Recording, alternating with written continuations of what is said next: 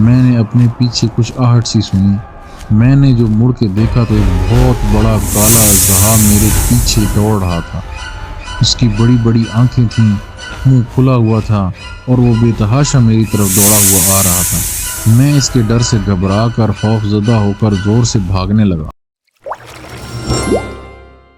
حضرت مالک بن دینار رحمۃ اللہ علیہ مشہور بزرگوں میں سے ہیں۔ وہ ابتدا میں کچھ اچھے حال میں نہ تھے۔ ایک شخص نے ان سے ان کی توبہ کا قصہ پوچھا کہ کیا بات پیش آئی جس پہ آپ نے اپنی سابقہ زندگی سے توبہ کر لی؟ وہ کہنے لگے کہ میں ایک سپاہی تھا اور شراب کا بہت شوقین تھا، ہر وقت ہی شراب پیتا رہتا تھا۔ میں نے ایک باندی خریدی جو بہت ہی خوبصورت تھی اور مجھے اس سے بہت تعلق بھی تھا۔ اس سے میری ایک لڑکی پیدا ہوئی۔ مجھے اس لڑکی سے بھی بہت محبت تھی۔ وہ لڑکی بھی مجھ سے بہت مانوس تھی، یہاں تک کہ وہ پاؤں چلنے لگی تو اس وقت مجھے اس سے اور بھی زیادہ محبت ہو گئی کہ ہر وقت وہ میرے پاس ہی رہتی تھی۔ لیکن اس کی عادت یہ تھی کہ جب میں شراب کا گلاس پینے کے لیے اٹھاتا تو وہ میرے ہاتھوں سے چھین کر میرے کپڑوں پر پھینک دیتی۔ محبت زیادہ تھی اس لیے میں اس کو ڈانٹ بھی نہ پاتا تھا۔ جب وہ 2 برس کی ہو گئی تو اس کا انتقال ہو گیا۔ اس صدمے نے میرے دل میں زخم کر دیا۔ ایک دن 15 شعبان کی رات تھی۔ میں شراب میں مست تھا، عشاء کی نماز بھی نہ پڑھی اور اسی حال میں سو گیا۔ میں نے خواب میں دیکھا کہ حشر قائم ہو گیا، لوگ قبروں سے نکل رہے ہیں، میں بھی ان لوگوں میں ہوں جو میدان حشر کی طرف جا رہے ہیں۔ میں نے اپنے پیچھے کچھ آہٹ سی سنی۔ میں نے جو مڑ کے دیکھا تو ایک بہت بڑا کالا اژدہا میرے پیچھے دوڑ رہا تھا۔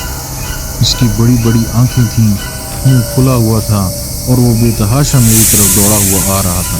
میں اس کے ڈر سے گھبرا کر خوف زدہ ہو کر زور سے بھاگنے لگا اور وہ میرے پیچھے بھاگا چلا آ رہا تھا۔ سامنے مجھے ایک بوڑھے میاں نہایت نفیس لباس میں مہکتی ہوئی خوشبو میں کھڑے ہوئے نظر آئے۔ میں نے ان کو سلام کیا، انہوں نے جواب دیا۔ میں نے کہا خدا کے واسطے میری مدد کیجیے۔ وہ کہنے لگے میں ضعیف آدمی ہوں، یہ بہت قوی ہے، یہ میرے قابو کا نہیں ہے، لیکن تو بھاگا چلا جا، شاید آگے تجھے کوئی ایسی چیز مل جائے جو اس سے تجھے نجات کا سبب بن جائے۔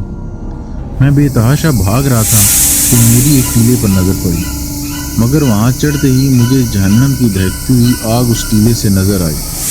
اس کی دہشت ناک صورت اور اس کے مناظر نظر آئے، اور ان سب حالات کو دیکھنے کے باوجود اس سانپ کی اتنی وحشت مجھ پر سوار تھی کہ میں اسی طرح بھاگتا جا رہا، اور میں قریب ہی تھا کہ میں جہنم کے گڑھے میں گر جاؤں۔ اتنے میں ایک زور کی آواز مجھے سنائی دی۔ کوئی کہہ رہا تھا کہ پیچھے ہٹ، تو ان جہنمی لوگوں میں سے نہیں ہے۔ میں وہاں سے پھر پیچھے کو دوڑا، وہ سانپ بھی پھر میری طرف پیچھے پیچھے آ رہا تھا۔ مجھے پھر وہ بڑے میاں سفید لباس والے نظر پڑے۔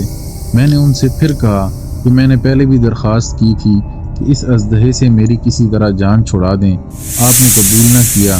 وہ بڑے میاں رونے لگے اور کہنے لگے کہ میں بہت ضعیف ہوں، یہ بہت قوی ہے، یہ بہت طاقتور ہے، میں اس کا مقابلہ نہیں کر سکتا۔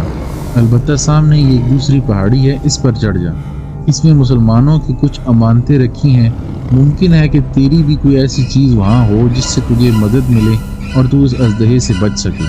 میں بھاگا ہوا اس پر چڑھ گیا اور اژدہا میرے پیچھے پیچھے چلا آ رہا تھا۔ وہاں میں نے ایک گول پہاڑ دیکھا، اس میں بہت سے طاق کھلے ہوئے تھے اور ان پر پردے پڑے ہوئے تھے۔ میں جب اس پر چڑھنے لگا تو فرشتوں نے آواز دی کہ کواڑ کھول دو اور پردے اٹھا دو اور باہر نکل آؤ، شاید اس پریشان حال کی کوئی امانت تم میں ایسی ہو جو اس وقت اس کو اس مصیبت سے نجات دے۔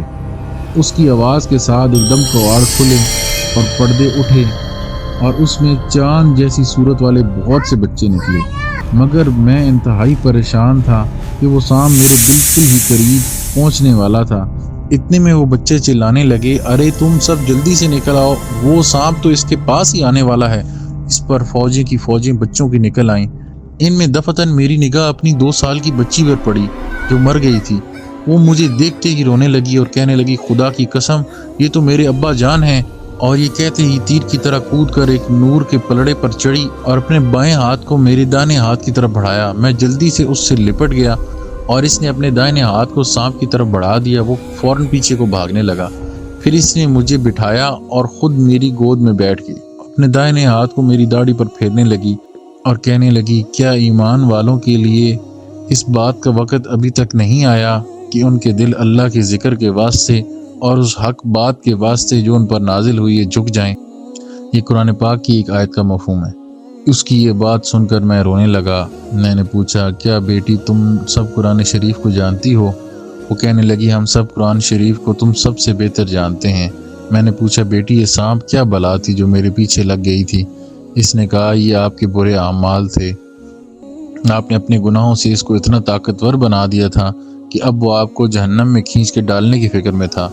मैंने पूछा, वो सफ़ेद पोश आदमी जो ज़ईफ़ था वो कौन था? कहने लगी, ये आपके नेक आमाल थे जिनको आपने इतना ज़ईफ़ कर दिया है कि वो इस सांप को आपसे दफ़ा न कर सके। अलबत्ता इतनी मदद भी कर दी कि बचने का रास्ता बता दिया।